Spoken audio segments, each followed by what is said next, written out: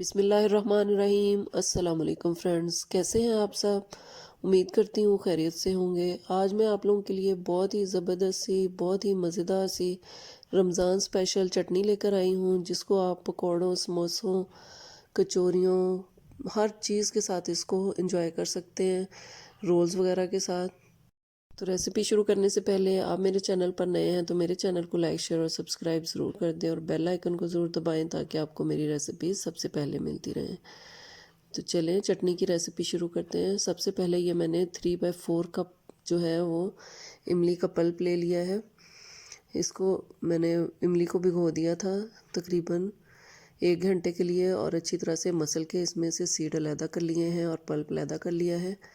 1 मुट्ठी इसमें धनिया सब्ज़ डाला है, 1 मुट्ठी सब्ज़ पुदीना डाला है और इसके अंदर 3 से 4 सब्ज़ मिर्चें डाली हैं और ये सब्ज़ लहसुन है, इसको मैंने फ्रीज़ किया हुआ था।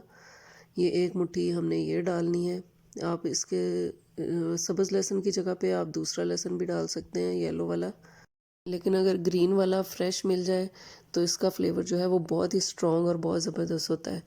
अब इसके अंदर स्पाइसेस डालते हैं। 1 टीस्पून इसमें मैंने नमक डाला है, 1 टीस्पून ही इसमें ब्लैक सॉल्ट यानी कि काला नमक डाला है, 1 टीस्पून ही इसके अंदर मैंने ब्लैक पेपर पाउडर डाला है।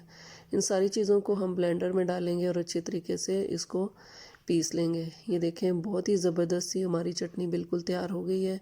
अगर आप इसका टेक्सचर थोड़ा सा पतला पसंद करते हैं तो इसमें आप पानी भी डाल सकते हैं थोड़ा सा। तो इस चटनी को रमज़ान में ज़रूर बनाएं और समोसों पकौड़ों वगैरह के साथ एंजॉय करें और मुझे बहुत सी दुआएं दें।